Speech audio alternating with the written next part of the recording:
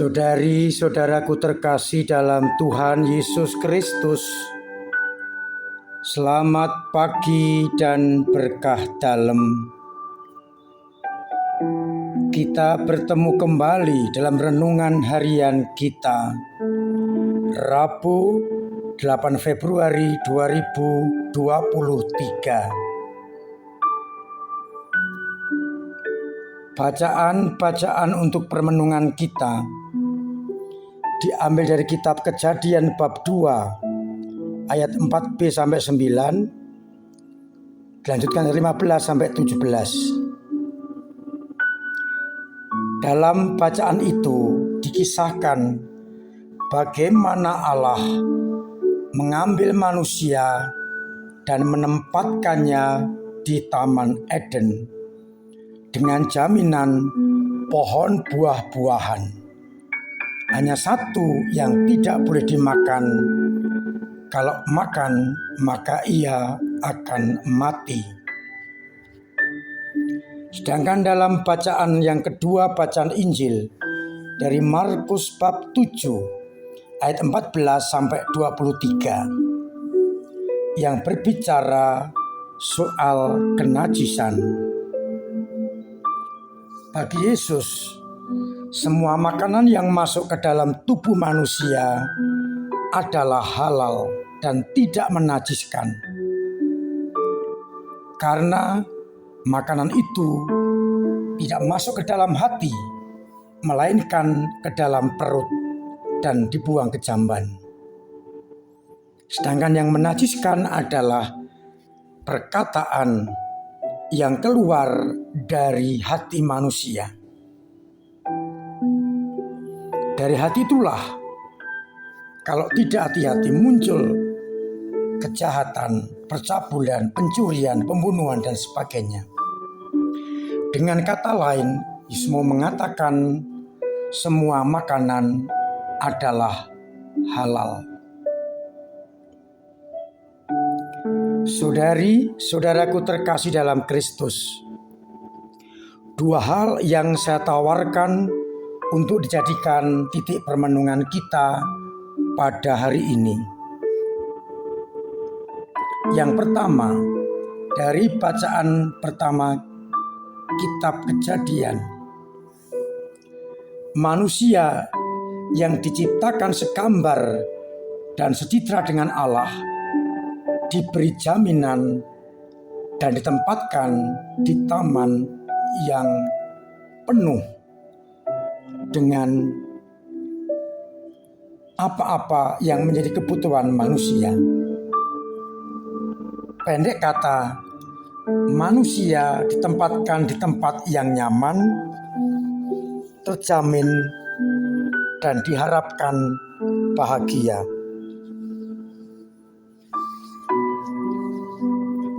Ada satu larangan, yakni agar manusia tidak memakan buah yang dilarang. Pohon mengenai pengetahuan tentang yang baik dan yang jahat. Bisa dibayangkan, semuanya terjamin dan hanya satu larangan, jangan makan buah pengetahuan yang baik dan yang jahat. Kalau manusia mengikuti apa yang diperintahkan Allah, pastilah terjamin. Namun kita tahu bagaimana manusia ini seringkali mengikuti keinginannya sendiri.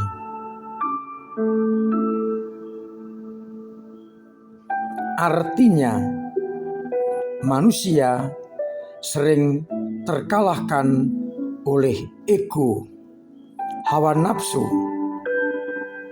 sehingga jaminan yang diberikan Tuhan akhirnya sia-sia karena manusia melanggar perintah Tuhan.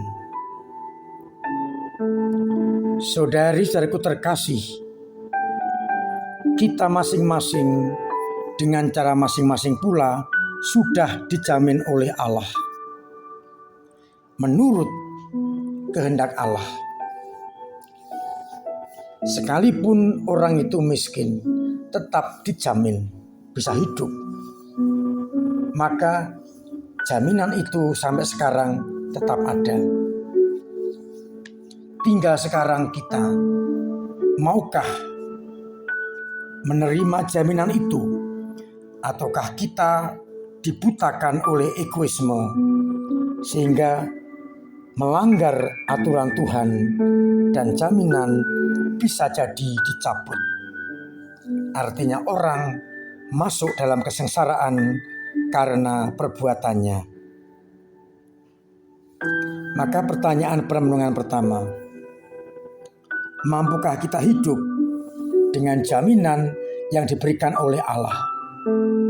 Ataukah kita mengikuti kehendak pribadi, egoisme, hawa nafsu, kedagingan, sehingga kita tidak lagi bisa menikmati jaminan itu, melainkan kita mendapatkan hukuman. Saudari-saudaraku terkasih dalam Kristus, dari bacaan yang kedua, kita diingatkan oleh Tuhan, apapun juga yang masuk dalam mulut kita, tubuh kita, tidak akan menajiskan. Najis berarti mengotori. Kita makan apapun, pribadi kita, hidup kita, martabat kita tidak akan terkotori oleh makanan itu. Tetapi tubuh kita, hidup kita, martabat kita akan dikotori oleh kata-kata yang kita ucapkan yang tidak sesuai dengan kehendak Allah. Pikiran-pikiran jahat,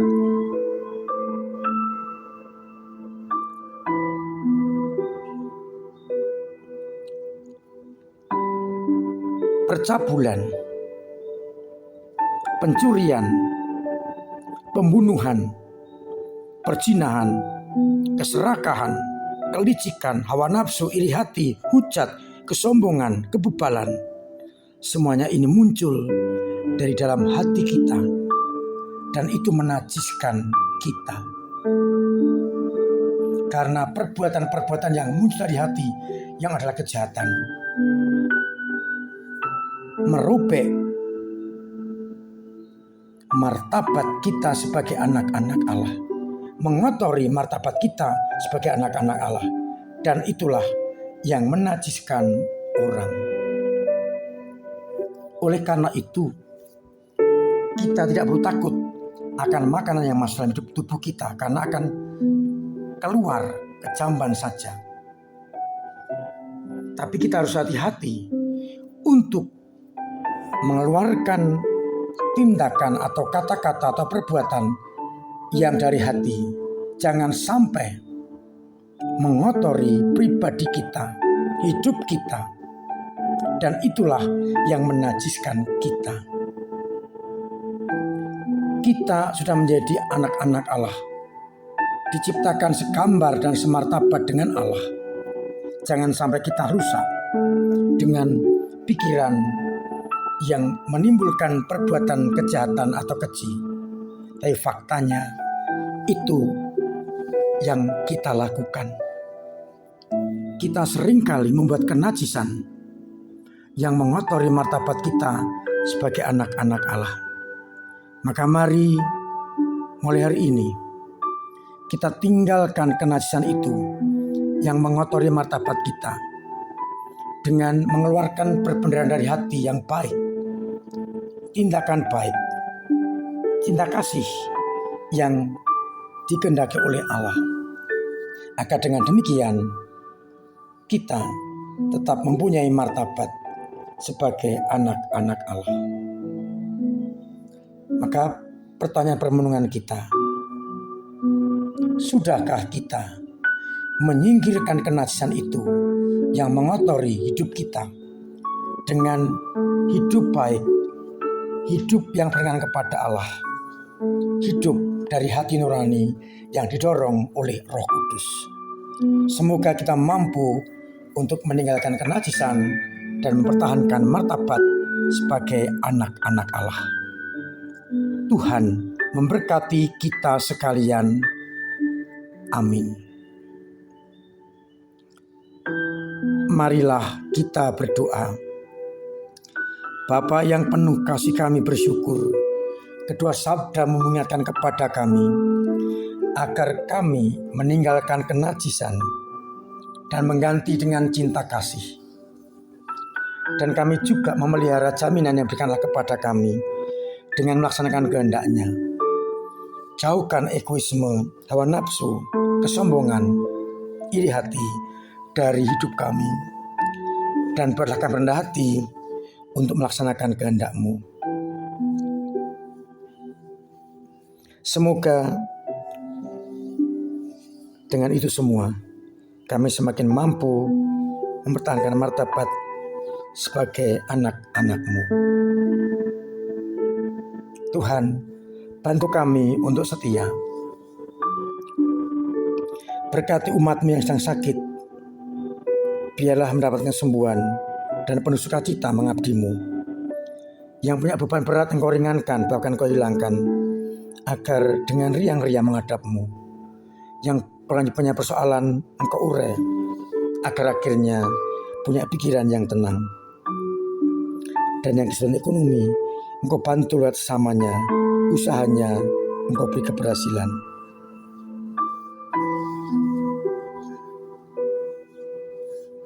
Semoga kami semua mampu mempertahankan martabat sebagai anak-anak-Mu dan tetap menjaga kenajisan hidup kami, agar tindakan kami, kata-kata kami, dan karya kami selalu berkenan kepadamu. Maka ya Bapa, lindungilah dan berkatilah kami, Bapa dan Putera dan Roh Kudus. Amin.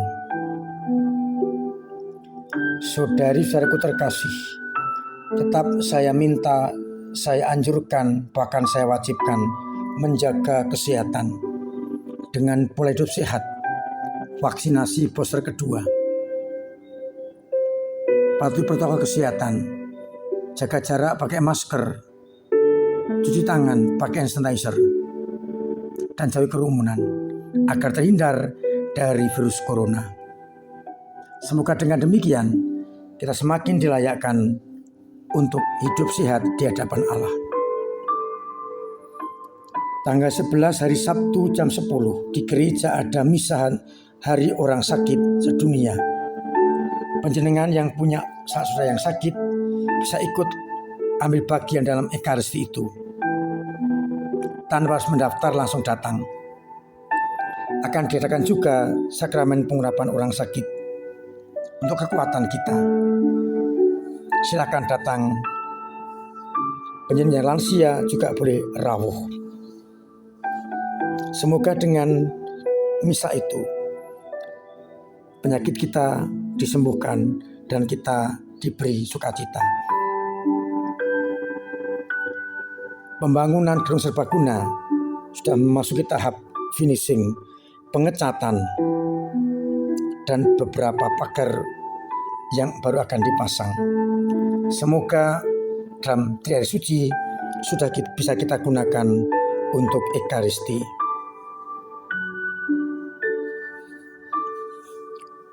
Maka tetap diperlukan bantuan baik doa, tenaga maupun dana, baik untuk gereja maupun untuk pembangunan. Terima kasih untuk panjenengan yang telah berkontribusi dengan cara kolekta pembangunan diperbanyak, dengan sumbangan-sumbangan yang langsung kepada saya, dan dengan transfer yang diberikan untuk pembangunan. Semuanya berguna untuk pelayanan kita.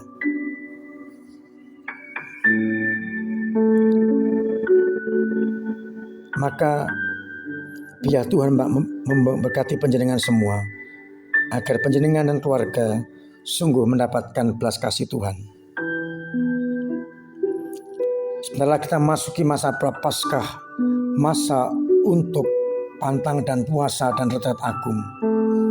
Mari kita sungguh-sungguh menyiapkan hati selama masa prapaskah dengan berpantang dan berpuasa, bukan hanya Jumat Agung, Rabu Abu dan 7 Jumat, tapi sepanjang masa Prapaskah kita usahakan untuk berpantang dan berpuasa, lebih-lebih berpantang dari kejahatan, agar kita semakin dekat dengan Tuhan. Akhirnya saya mengucapkan selamat pagi, selamat merenungkan, salam sehat, Tuhan memberkati.